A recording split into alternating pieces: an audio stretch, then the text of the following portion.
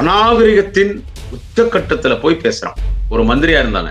ஒரு தேச தலைவன், ஒரு உலக தலைவன் டாக்டர் கலைஞர் அவர்கள அவன் பேசும்போது, நான் எப்படிங்க மரியாதையா பேச முடியும்? நான் ஜெயலலிதா பேசினா உங்களுக்கு கோவம் வருமா? வராதா? அவ ஜெயலலிதா, இவ ஜெயலலிதா, கொலைகாரி ஜெயலலிதா, திருடி ஜெயலலிதா, அக்யூஸ்ட் ஜெயலலிதா அப்படி நான் பேசன்னா உங்களுக்கு கோவம் வருமா? வராதா? கண்டிப்பா உங்களுக்கு கோவம். அந்த பேவர்சி நாயி, அந்த தற்குறி, அந்த கேப் மாரி, முள்ள மாரி முட்டோக்கி, அந்த லக்காடி பாடுஸ் போய் அந்த சிவி சண்முகம் நீங்க என்னடா புடுங்குனீங்க? Ready fool stupid on ready of the nonsense. If I see you in person, I will hit you, I will beat you in my slippers, you bloody bastard. அவன் சிவி சண்முகத்தோட டேஸ்ட் என்னன்னா, அவனுக்கு பொம்பளைங்கள்ட்ட பேசுறது மட்டும்தான் அவனுக்கு அதுல அவனுக்கு சாட்டிஸ்பேக்ஷன். பொம்பளைங்க முகத்தை பாக்குறதுல அவன் சாட்டிஸ்பேக்ஷன். மற்றபடி ஆக்ஷன் கிடையாது. திருப்பத்தூர்ல திருடவன் தங்குறான், வீரமணின்னு ஒரு திருடவன் தங்குறான். அவனுக்கு ஒரு நாள் வச்சுக்கிறேன். அவன் எல்லாமே எடுத்துட்டேன். நான் திருப்பத்தூர் வீரமணி சொத்து எவ்வளவு சேர்த்திருக்கிறான், எங்க இவங்க வச்சிருக்கான், அவனுக்கு தனியா ஒரு நாள் வச்சுக்கிறேன். உடல்நாடு கொலை கொள்ள வழக்கு, ஊழல் வழக்குனால பயந்து போய் தானே காலில் உழுந்து கிடக்குறீங்க. அம்மா அம்மா சின்னம்மா, எங்க சின்னம்மாவ அம்மா அக்கா விடமா. இன்னைக்கு அது சசிகலாவை என்ன சொல்ற? வேலைக்காரியன்ற தளபதி கால் செருப்பை போட்டு எடுத்து தினம் பூஜை பண்றா. அவரெல்லாம் உன்னை விட்டு வச்சுக்கிறாரு பாடுறா.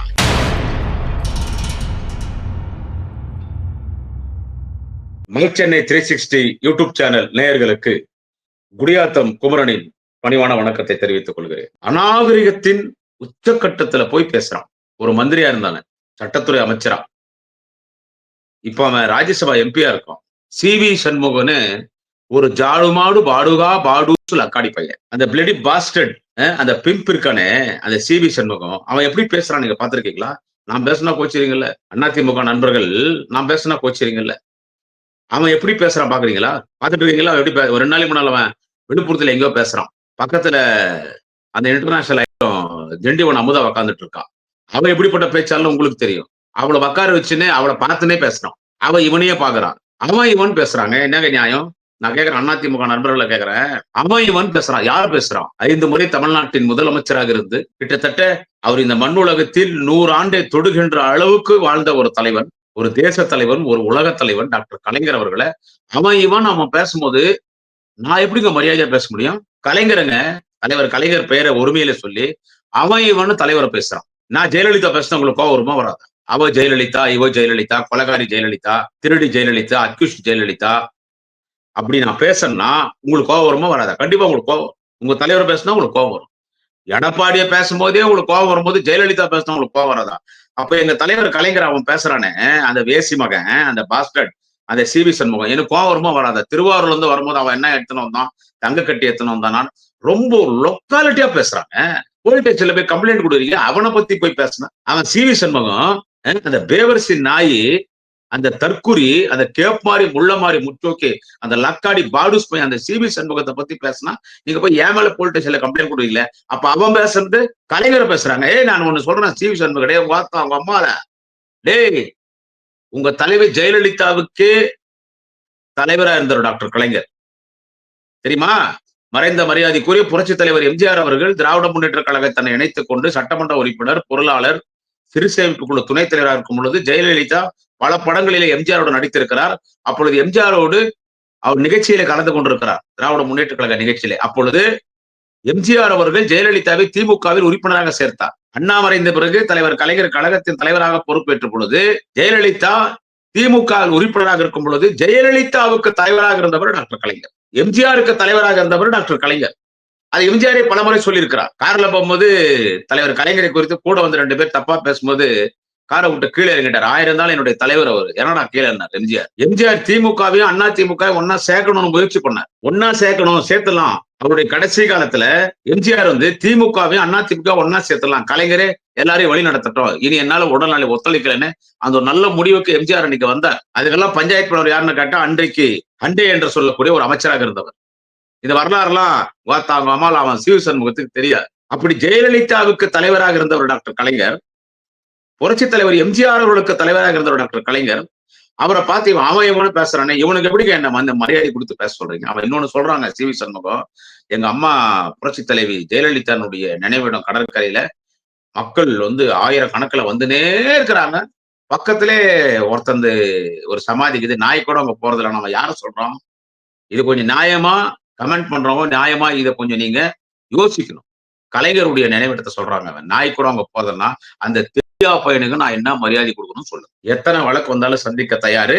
இந்த பேச்சுக்கும் மைக் சென்னை 360 யூடியூப் சேனலுக்கு எந்த சம்பந்தம் இல்ல. வழக்கு போட்டா டே உங்க அம்மாவோட உங்க ஆத்தா டே சிவி சண்முகம் வழக்கு என் மேல போடுறா. டேய் மெரினா கடற்கரைக்கு ஒரு மிகப்பெரிய வரலாறு என்னவென்று கேட்டால் அறிஞர் அண்ணாவினுடைய நினைவிடம் அங்கே இருக்கிறது. எம்ஜிஆர் நினைவிடமும் சேர்த்து சொல்லுகிறேன். மிகப்பெரிய வரலாறு, உலகம் அழியும் வரை ஒரு வரலாறு என்னவென்று கேட்டால் மெரினா கடற்கரைக்கு தலைவர் கலைஞர் இங்கே ஓய்வெடுக்கிறார். 16 வயதில் திருவாரூர் வீதியிலே கையிலே தமிழ் கொடி ஏந்து இந்திய என தேடி வந்த பெண்ணே கேள், நீ நாடி வந்த கோலை உள்ள நாடு இதுவரை என 16 வயதிலே மொழி போராட்டத்தின் மூலமாக கையிலே தமிழ் கொடி ஏந்தி கால்சட்டை போட்ட மாணவனாய் அரசியல் களத்திற்கு வந்த தலைவர் இந்த மண்ணுலகத்தை விட்டு விடைபெறும் வரை ஓய்வில்லாமல் உழைத்த தலைவர். உங்க அத்தா அவன் சீவி சண்முகத்தை சொல்றேன். உங்க அம்மா ஜெயலலிதா இறந்துட்டாங்க, ஹாஸ்பிட்டல் இருக்காரு காவேரி மருத்துவமனையில, டிவியில பாக்குறாரு. பேனா எடுத்து ஜெயலலிதாவுக்கு கூட இரங்கல் கடிதம் எழுதிய பிறகுதான் தலைவர் கலைஞர் மெரினாவிலே ஓய்வெடுக்க சென்றார். தலைவர் கலைஞரை யாரெல்லாம் அரசியலை எதிர்த்தார் அவர்களுக்கெல்லாம் மணிமண்டபம் கட்டிய தலைவர் கலைஞர், அவளுக்கு கல்லறை கட்டிய தலைவர் கலைஞர், அவளுக்கு மலர்களை வைத்த தலைவர் கலைஞர், கடைசியாக ஜெயலலிதாவுக்கும் சேர்த்து இரங்கல் கடிதம் எழுதிய பிறகுதான் இந்த உலகத்திலிருந்து விடைபெற்று மெரினாவில் ஓய்வெடுத்துக் கொண்டிருக்கிறார். ஓய்வுக்கு ஓய்வு கொடுத்த தலைவர் டாக்டர் கலைஞர். அவரை குறித்து இந்த பையன் பேசுறானே, நான் இப்படி பேசாம வேற எப்படி பேச சொல்றீங்க? என்ன வேற எப்படிங்க பேச சொல்றீங்க? இது சேனல்ல காட்டுறானே, இதுல காட்டுங்க. எப்படிங்க பேச சொல்றீங்க? அவன் என்ன பண்ணான், இவன் என்ன பண்ணான், நீங்க என்னடா புடுங்குனீங்க? ஒரு முதலமைச்சர் தளபதிய சொல்றான், வரான், போறான், அவன் இவன் வேஷ்டிக்கு அவுத்துடுறோம், வேஷ்டி அவுத்துடுறோம், சட்டைக்கில் சின்னம் தான், வேஷ்டி அவுத்துறோம். டே உங்க வாத்தா உங்க அம்மால, டே சிவி சண்முகா எங்க தளபதி வேஷ்டி அவுத்துடுறோம், சட்டைக்கில் சின்னம் தாரு, வேஷ்டி அவுத்துறோம்னு பேசுறடா. CV Shanmugam, first to think about your family. CV Shanmugam, you are an advocate, you are a former minister, you are a present Rajya Sabha MP. First you see your background, first you see your back. There is lot of dust in your back, you bloody bastard. You are criticizing my leader Dr. Kalaignar, my leader Thalapathy Stalin. What about your family? Because you are a drunkard, no? You are a drunkard. Are you an educated man? Bloody bastard, pimp. Are you an educated? Are you an advocate? Bloody fool, stupid, already of the nonsense. If I see you in person, I will hit you, I will beat you in my slippers, you bloody bastard. படிச்சோ மாதிரி நடந்துடா, வேஷ்டி உருவியா. அவன் பேசுறதெல்லாம் நீங்க பார்த்திருக்கலாம். பக்கத்து வச்சு உட்கார்ந்துருக்கா திண்டிவனம் அமுதான், பெண்களை தப்பா பேசக்கூடாது. அவ எல்லாம் என்ன பேசுறா பாத்தீங்களா? அவன் திண்டிவனம் அமுதா கேட்கிற, இவன் கூட போய் நீ உட்காந்துக்கிற. அவனால வீட்லயே சாட்டிஸ்ஃபை பண்ண முடியல, உன்ன என்ன பண்ண முடியும்? அவெல்லாம் என்ன பேச்சு பேசுறா தெரியுமா உங்களுக்கு? இது என்னதான் நடக்கட்டும், எனக்கு நான் துணிஞ்சு பேசிட்டு இருக்கேன். இவன் பேசுறான் சிவி சண்முகம், அவ திண்டிவன் அமுதா, அவன் சிவி சண்முகத்தை பார்க்க, அவன் சிவி சண்முகம் திண்டிவன் அமுதாவை பார்க்க, இவன் பார்க்க, அவன் பார்க்க. அவன் சிவி சண்முகத்தோட டேஸ்ட் என்னன்னா, அவனுக்கு பொம்பளைங்கள்ட்ட பேசுறது மட்டும்தான் அவனுக்கு, அதுல அவனுக்கு சாட்டிஸ்பிகேஷன். பொம்பளைங்க முகத்தை பார்க்கறதுல அவன் சாட்டிஸ்பிகேஷன், மற்றபடி ஆக்ஷன் கிடையாது. ஏன்னா ஸ்பேர் பார்ட்ஸ் எல்லாம் வந்துட்டு செயலிழந்து போச்சு பிகாஸ் ஆஃப் திஸ் ட்ரக். குடிக்கிறது உன்னுடைய தனிப்பட்ட விஷயம். இட்ஸ் ஒரு personal issue, it's your personal matter. I don't like to poke my nose in your personal habit, in your personal issue, in your personal life. But you bloody bastard, while you criticize my leaders, then I will speak like this only. For every action there is an equal and opposite reaction. நீ வக்கீல் இல்லடா வாத்தா, நீ பேசுற நான் பேசுற மாதிரி எங்க அம்மாவோட அண்ணன் உதயநிதி பத்தி பேசுறது. அண்ணன் உதயநிதி பத்தி பேச உனக்கு என்னடா தகுதி? எங்க அண்ணன் உதயநிதி கால் செருப்பு தூசிக்கு நீ சமமாடா? உன்னை கேட்கறேன், சொல்லிட்டா. எங்க அண்ணன் உதயநிதி கால் செருப்புக்கு நீ சமமா? என் தலைவர் கலைஞர் குடும்பத்தை பத்தி பேசுறதுக்கு உனக்கு என்னடா யோகை இருக்குது? உங்க அம்மால உங்க வாத்தா, என் தலைவர் கலைஞர் குடும்பத்தை பத்தி பேசுறதுக்கு உனக்கு என்னடா தகுதி இருக்குது? கண்டிப்பா இதை பார்த்து எங்க மாவட்ட செயலாளர் இளம்புயல் ஏபிஎன் என்ன செருப்புகை நச்சால் அடிப்பாரு, திட்டினாலும் திட்டுவார். ஏன்டா இப்படி எல்லாம் பேசுறேன்? ஏன்னா அவர் பலமுறை எனக்கு அறிவுரை சொல்லிருக்காரு, எந்த நேரத்துல அசிங்கமா பேசாத. பாடுறா என் கட்சி தலைவர் எல்லாம் எப்படிங்கிறாங்க, நீ இந்த பேச்சு பேசுற. போன முறை உன்னை பத்தி பதிவு போடுறதுக்கு என்ன திட்டினாரு. அவன் பேசுறான், அவன் கலீஜி, அவன் காவா, அவன் மலம், அவன் பேசுறான். நீ ஏன்டா அவன் ஈக்குவலுக்கு இறங்குற? ரீசெண்டா பேச வேண்டியதானே. என் கட்சியினுடைய மாவட்ட செயலாளர் என்ன கண்டிக்கிறாருன்னா, என் கட்சியினுடைய இளம் தலைவர் மாவட்ட செயலாளர் எப்படிங்கிறாங்க பாரு. நீ எப்படிடா இருக்கிற? உங்க அம்மால நீ எப்படிங்கிற? பார்த்தா சிவாஜி கிருஷ்ணமூர்த்தி, அண்ணன் சிவாஜி கிருஷ்ணமூர்த்தி ஸ்டைல இப்ப நான் மெயின்டைன் பண்ண உன்னை பேசுறதுக்கு. வேற என்ன பேச சொல்றேன்? தாலிக்கு தங்கம் கொடுத்தாங்கடி, என்ன கொடுத்த? அம்மா படிக்கணும்னு 50,000 கொடுத்தாங்கடே. இந்திய துணைக்கண்டத்தில் முதல்ல கல்யாணத்துக்குன்னு பணம் 8ஆம் கிளாஸ் படிச்சிருந்தா 5,000 ரூபாய் தரணும்னு சொன்னது எங்க தலைவர் கலைஞர். அப்புறமா 10,000 ஆக்கினார், 25,000 ஆக்கினார். நீ சொல்றிய அந்த பணம் கொடுத்தாவது அவங்க படிப்பாங்கன்னு. ஒரு 8ஆம் கிளாஸ் ஆகுது படிக்கட்டுமே 5,000 கொடுத்தாரு. அப்புறம் 10ஆம் கிளாஸ் படிச்சா 10,000 சொன்னார். ஏன்னா அப்பயாவது 10,000 கிளாஸ் வரைக்கும் அந்த பொண்ணை படிக்க வச்சிட மாட்டாங்களான்னு. பெண்களுக்காக ஆட்சி நடத்தின ஒரு தலைவன் கலைஞர். இன்னைக்கு இந்தியாவிலே எங்க தலைவர் தளபதி. இன்னைக்கு இந்தியாவிலே எங்க தலைவர் தளபதி. அம்மையார் செல்வி ஜெயலலிதா முதலமைச்சராக இருக்கும் பொழுது பேருந்துல இலவச பயணம் இருந்துச்சா? எங்க தலைவர் தளபதி தான் இந்தியாவிலேயே முதல்ல பெண்களுக்கு பேருந்துல இலவச பயணம் கொடுத்தார். மகளிர் உரிமை திட்டம் சொல்லி இன்னைக்கு குடும்ப தலைவர்களுக்கு 1000 ரூபாய் கொடுக்குறாங்க. பெண்கள் படிக்கணும், கல்யாணத்துக்கு பணம் கொடுக்கறது இல்லாம பெண்கள் படிக்கணும்ன்றதுக்காகவே இன்னைக்கு அவங்களுக்கும் மாசம் மாசம் 1000 ரூபாய் கொடுக்குறார். ஆண்கள் நம்ம நம்ம நம்ம நம்ம வீட்டு பிள்ளைங்களுக்கு தமிழ் புதல்வன் திட்டத்துல 1000 ரூபாய் கொடுக்குறார். சத்துள்ள காலையிலே சிற்றுண்டி, சத்துள்ள சத்துணவு.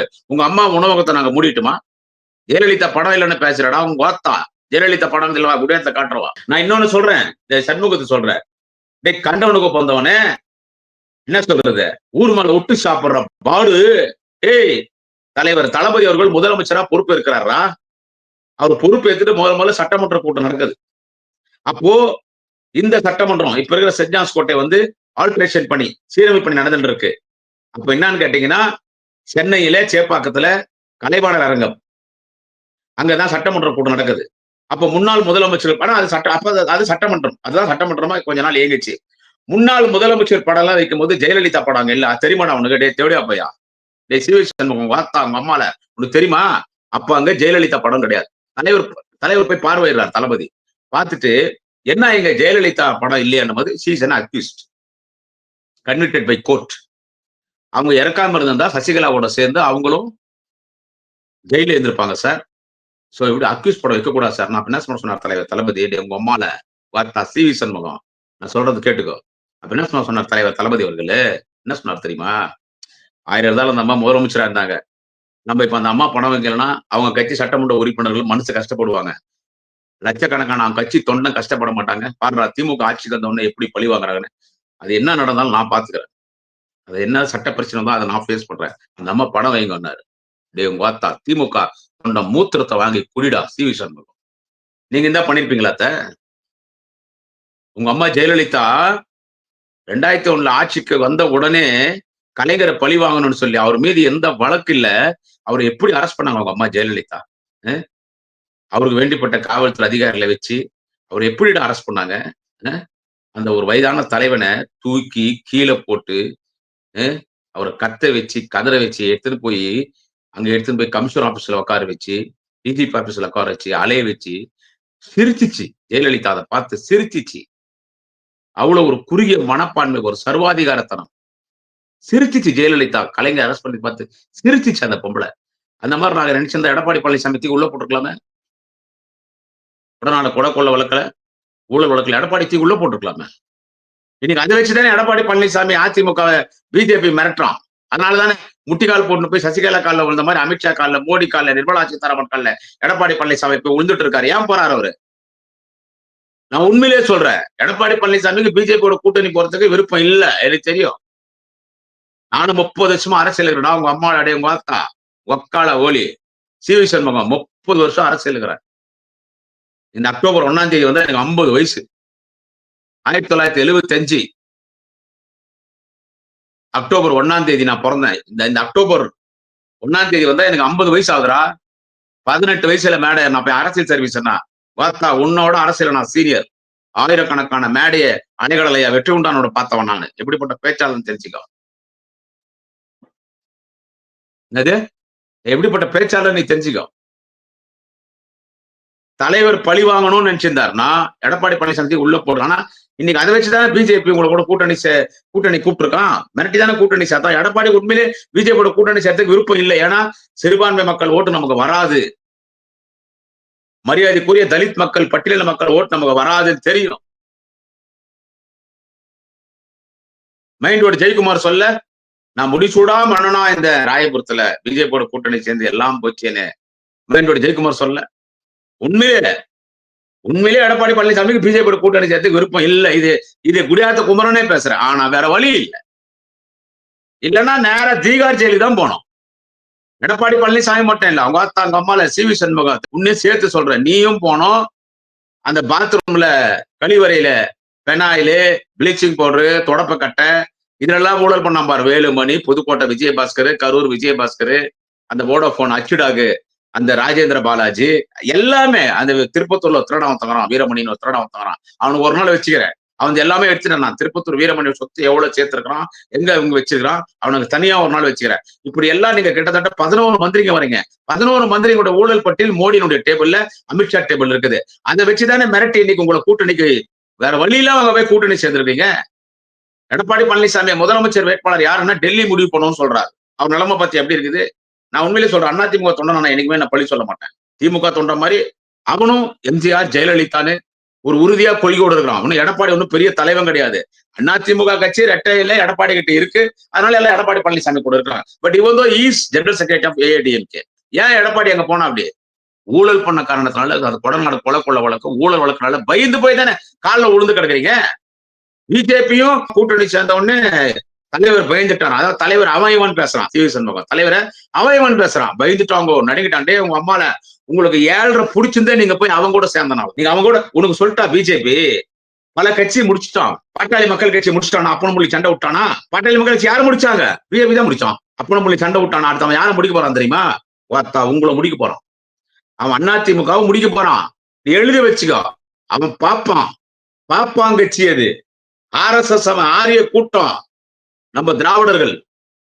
அவன் திமுக கிட்ட வந்து எவ்வளவு மிரட்டி பார்த்தான். எங்களுக்கு ரைடு விட்டான்.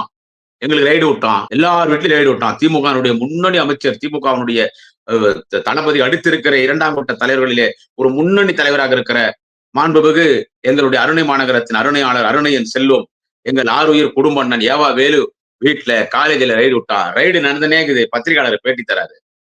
எவ்வளவு நாள் ரைடு நடத்துக்கோ, இந்த என்னுடைய சொத்து கணக்குன்னு காட்டுறாரு அண்ணன் ஏவா வேலு. ரைடு நடக்கும் போதே காட்டினார். அதே மாதிரி முதன்மை செயலாளர் மலைக்கோட்டை சிங்கம் மாண்புமிகு அண்ணன் கே நேரு வீட்டுல ரைடு விட்டாங்க.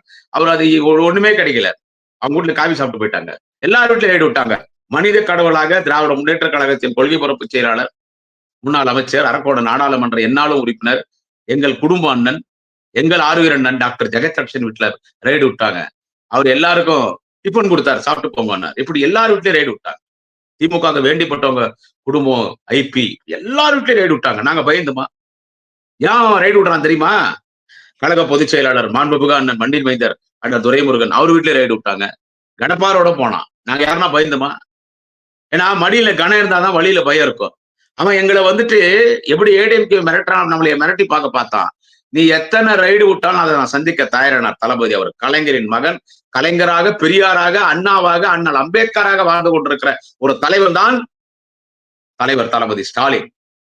ஹிட்லர் என்கின்ற ஒரு சர்வாதிகாரியை ஒழித்து கட்டிய ஸ்டாலின் தான் எங்கள் தலைவன் ஸ்டாலின். ஓடானார். என்னைக்கும் டெல்லிக்கு திமுக அடிப்படையாது. திமுக தான்டா டெல்லி அடிப்படையணும்.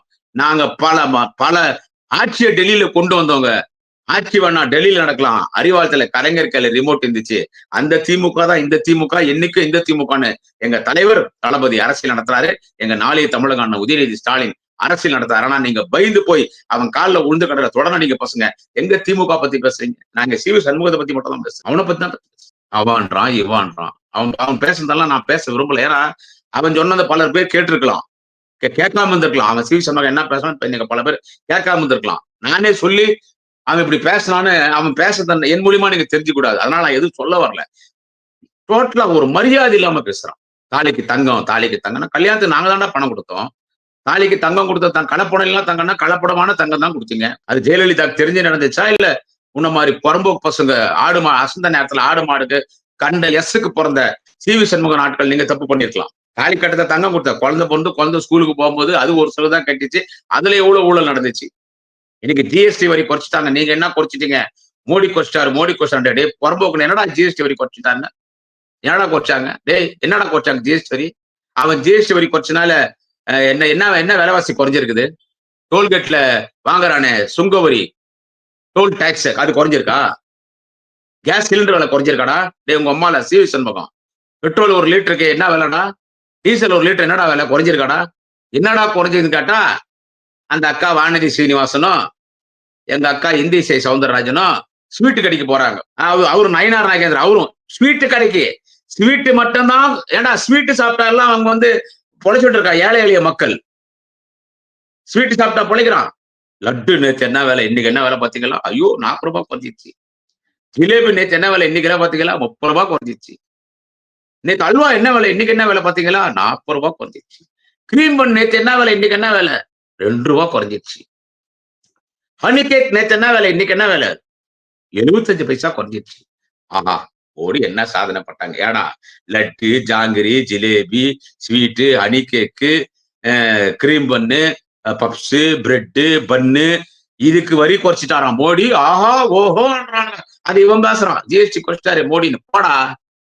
போய் பிஜேபி அமித்ஷானுடைய குல்பி எக்ஸ சப்புங்க நீங்க எல்லாம் போயிட்டு. கோவம் தாங்க வரும். இப்படி எல்லாம் பேசினா கோவம் தாங்க வரும். என் கட்சிக்காரனுக்கு கோவம் வராது. இது எல்லாரும் கண்டிக்கணும். அங்க ராமநாதபுரத்துல அண்ணன் ஜெயராமன் பேசுறாரு. அப்புறமா அண்ணன் ராஜலிங்கம் பேசுறாரு. நான் பேசினே இருக்கிறேன். ஒரு சிலருக்கு இவங்க அளவுக்கு கீழே இறங்கி தரங்கட்டு எங்க ஐடி விங் பேசாது. ஏன்னா எங்க ஐடி விங் வந்து டீசென்டான IT wing. DMK IT wing வந்து டீசென்டான ஐடி விங். ஐடி விங்குடைய secretary honourable industrial minister, young and efficient minister mister honourable TRB Raja. அவர் கௌரவமான குடும்பத்தை சேர்ந்தவர். உங்கள மாதிரி கலீஜ் கிடையாது. உங்கள மாதிரி பன்னி மலம் சிவி சண்முகம். அவன் பன்னி மலம். அவன மாதிரிலாம் அவங்க பேச மாட்டாங்க. ஆனா நான் பேசுறேன். ஏன்னா எவனா ஒருத்தன் பேசி அவனல்ல. என் கட்சிக்காரன் கோவம் வரும் இல்ல. கண்டிப்பா இதை பார்த்தா என் கட்சி தலைவர் தளபதி பார்த்தா திட்டுவார். அண்ணன் உதயா பார்த்தா திட்டுவார். எங்க மாவட்ட செயலாளர் ஏபிஎன் பார்த்தா திட்டுவார். என்னுடைய குடும்ப அண்ணன் எங்கள் ஆறுயிர் அண்ணன் ஏவா வேலு பார்த்தா திட்டுவார். எல்லாரும் தான் திட்டுவாங்க. ஏன்டா அப்படி எல்லாம் பேசுறேன். என்னால பேசாம இருக்க முடியல. அவன் இவன் ஒரு முறை பேசும்போது அவன் மீது ஏன் வழக்கு போடல. ஆனா அவன் வந்து உங்கள் தொகுதியில் தலைவர் தளபதி ஸ்டாலின் திட்டத்தை பத்தி அவன் கொச்சைப்படுத்தி பேசுறதுக்கு 10 லட்சம் ரூபாய் கோர்ட்ல அபராத கட்டணம் இல்ல.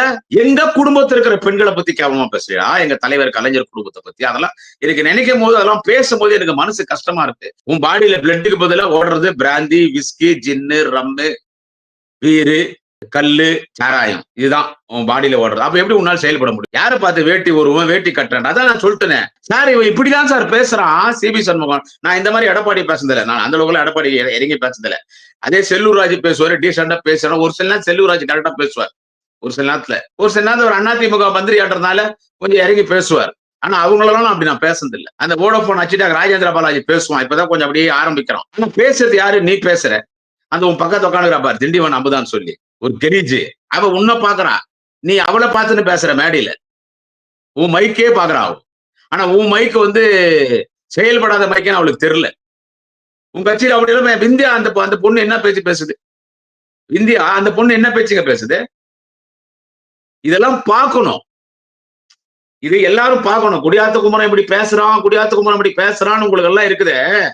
சிவி சண்முகம் எத்தனை அவன் இவன் பேசுறான், வாடா போடான்னு பேசுறான், ஸ்டாலின் வரான் போறான். சாரி மன்னிக்கணும் என் கட்சி உடன்பிறப்புகள். தாங்க முடியலீங்க. 200 யூபிசி 200 யூபிசின்னு போடுறான். நான் பேசுறேன்னா எனக்கு 200 கொடுக்குறாங்களாம். இப்ப இந்த சேனல்ல நான் காசு வாங்குறேன்னா நான் கிட்டத்தட்ட 30-40 சேனல்ல பேசுறேன். சேனல்ல நான் காசு வாங்குறேன்னா என் கட்சிக்காக பேசுறேன். காசு கொடுப்பாங்க. நாங்க பொதுக்கூட்டத்துக்கு போறோம்ல, அங்க வழிச்செலவு கொடுப்பாங்க. அது கொடுப்பாங்க. காசுக்காக பேசலடா. நாங்க வந்து காசுக்காக கூலிக்காக மாரடிக்கிற கூட்டம் இல்ல. கொள்கைக்காக மாரடிக்கிற கூட்டம். கொள்கைக்காக நான் பேசுறேன்னா எனக்கு கோபம் வருதுங்க. இந்த மாதிரி நானும் படிச்சவன் தான். நானும் பெங்களூர்ல படிச்சவன் தான். ஓஹோன்னு படிக்கலாம். நானும் ஓரளவுக்கு படிச்சவன். I am also educated. I am not an uneducated. I am an illiterate politician. I am not an illiterate politician like that bastard political pimp C.V. Shanmugam. He is an illiterate politician. He is an uneducated politician. He is a pimp. இதை விட என்ன வார்த்தை பேசணும்ன்றது எனக்கு தெரியல. மனசு கஷ்டமா இருக்கு. அவன் விழுப்புரத்துக்காரர்கள் இஷ்டத்துக்கு பேசுறான். சரி அவன் கூட அவன் அப்படிதான் பேசுவான்.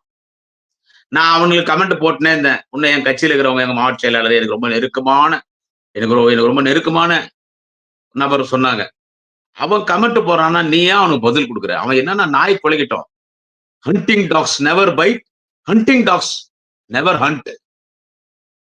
கொலைக்கிற நாய் வேட்டையாடாது, கொலைக்கிற நாய் கடிக்காது. இதெல்லாம் வந்து சொறி நாய். நீயாவது பதில் சொல்றான். என்னன்னா சொல்லிட்டு போட்டோம் நாங்க. நான் இவ்வளவு கோபமா பேசுறேன். நான் கலைஞரை பேசும்போது எப்படிங்க நான் வந்து பார்த்துன்னு சும்மா இருக்க முடியும்? சொல்லுங்க. கலைஞரை பேசும்போது என்னால என் உயிரே போனாலும் பரவாயில்ல. என்ன வீடேறி வந்து என் வீட்டுக்கு எத்தனை கரெக்டா அந்த சசிகலா பத்தி பேசுறதுக்கு அப்பா சசிகலாக இப்ப அரசியல் பண்றதுக்கு எந்த ஒரு அதாவது வந்து இப்ப அரசியல் பண்ணணும்னா அந்த பொம்பளைக்கு இப்ப எந்த ரீசனும் இல்ல. எதை வச்சு அரசியல் பண்ண முடியும்? அதிமுக சேர்த்துக்கோன்னா எடப்பாடி சேர்க்க மாட்டாரு. ஆனா எடப்பாடி பழனிசாமிக்கு நான் நல்லதும் சொல்றேன். எடப்பாடி பழனிசாமி அப்பி தவறி சசிகலாவை அதிமுகல சேர்த்துட்டா எடப்பாடி பழனிசாமி க்ளோஸ். எனக்கு அரசியல் தெரியும். நான் எடப்பாடி பழனிசாமிக்கு சொல்றேன். அப்பி தவறி நீங்க சசிகலாவை அதிமுகல சேர்த்தா உங்க அரசியல் சாப்டர் க்ளோஸ். ஆயிருந்தால் அந்த பொம்பளை மோர் தேன் 30 இயர்ஸ் ஜெயலலிதா கூட இருந்திருக்கான். அதிமுக உள்ள வந்தா சின்னம்மான்னு போய் நிப்பான். எடப்பாடியே க்ளோஸ் பண்ணா அதிமுக க்ளோஸ் பண்ணாது பொம்பளை. அதனாலதான் துடிக்குது. இதே சி.வி. சண்முகம் என்ன பேசினா இன்னைக்கு சசிகலாவை வீட்டு வேலைக்காரி அம்மா செத்துட்டாங்க போயிட்டா வீட்டு வேலைக்காரின்னு சொல்ற இதே சி.வி. சண்முகம் டே உங்க வாத்தா நீ ஏடா பேசுன கூவாத்தூர்ல உள்ள சரக்க போட்டு இப்ப சொல்ற தண்ணி அடிக்கணுடைய பர்சனல் விஷயம் அது. இங்க யாரும் யோகியம் இல்லை. என்ன சேர்த்தா கூட சொல்லிக்கிறேன் பரவாயில்ல. இங்க யாரும் யோகியம் இல்லை. ஆனா நீ எப்படி பேசுன? நீ தண்ணி போட்டு பேசுறது கூட நான் தப்புன்னு சொல்லல. பட் என்ன நீ பேசுன?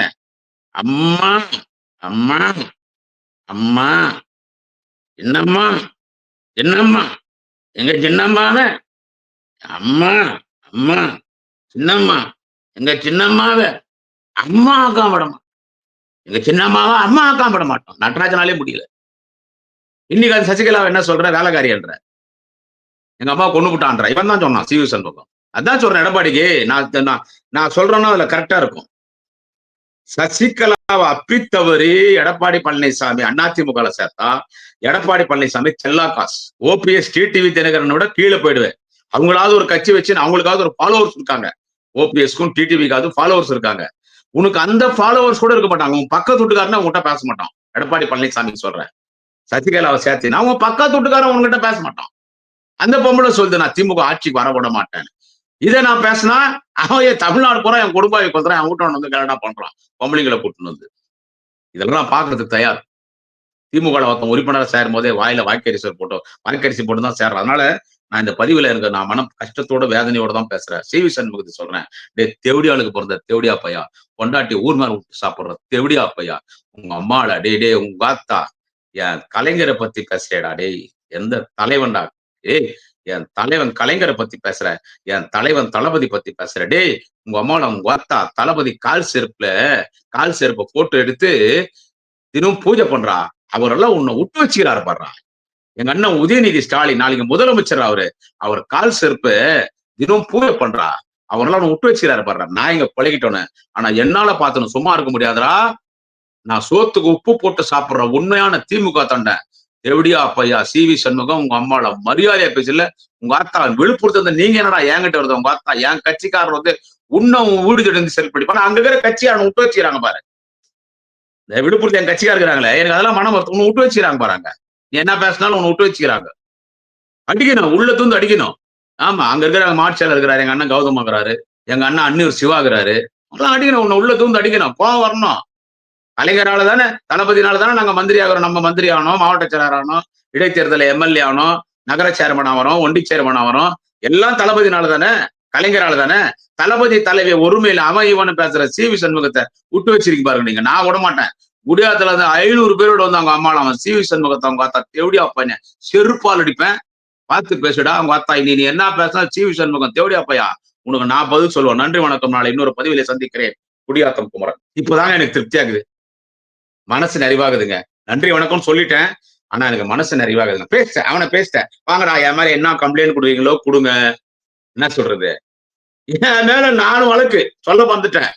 சசிகலாவை பேசிட்டுனா அன்புமணியை பேசிட்டுனா எடப்பாடியை பேசிட்டுனா அந்த தோத்துக்கிறான் பாரு. வக்கீலும் பாலிடிக்ஸ் வீக்கெண்ட் பாலிடிக்ஸ் பண்றான் பாரு. 6 மணிக்கு மேல தண்ணி பொண்ணுங்கிறான் பாரு விஜய்னு ஒரு தற்கொலை அவனை பேசிட்டுனா அதுக்கு திமுக பேச்சாளர் மீது வழக்கு. அவங்க மீது எல்லாம் வழக்கு இல்ல. நான் இது என் மீது வழக்கு போட்டாங்கன்ற கோபம் எனக்கு இல்ல. ஆளுங்கட்சிக்கார் மீது வழக்கு போடக்கூடாதுன்றது இல்ல. ஆளுங்கட்சிக்கார் மீதும் வழக்கு போடலாம் எதிர்கட்சிக்கார் மீதும் வழக்கு போடலாம். என் ஆட்சியோட நேர்மையான ஆட்சின்றதுல எனக்கு சந்தோஷம் தான். ஆனா என் வீட்டுல கட்சி கடபாரியோட வந்தான் பார் என்ன வெட்டுறதுக்கு அவன் மேல வழக்கு போடல.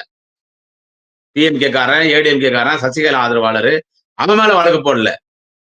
ஆனா என் மேல வழக்கு போட்டாங்க. ஒரே ஒரு அதிகாரி தான். டோட்டல் போலீஸ் டிபார்ட்மெண்ட் நான் குறை சொல்ல மாட்டேன். ஸ்காட்லாந்து போலீஸுக்கு அடுத்து தமிழ்நாடு போலீஸ் இல்ல உலகத்திலே சிறந்த போலீஸ் தமிழ்நாடு போலீஸ். நேற்று ஒரு சின்ன சம்பவம் இந்த பதிவுல சொல்றேன். குடியாத்துல ஒரு குழந்தைய கடத்திட்டாங்க. நம்ம கட்சிக்கார குழந்தைதான் 4 வயசு குழந்தைய கடத்திட்டாங்க. எங்க குடியாத்தம் போலீஸ ராயல் செல்யூட்டுங்க. 2 மணி நேரத்துல குழந்தைய பிடிச்சிட்டாங்க மாதனூர்ல. குழந்தை கடத்தணும் பிடிச்சாங்க. அந்த மாதிரி சூப்பர் போலீஸ்.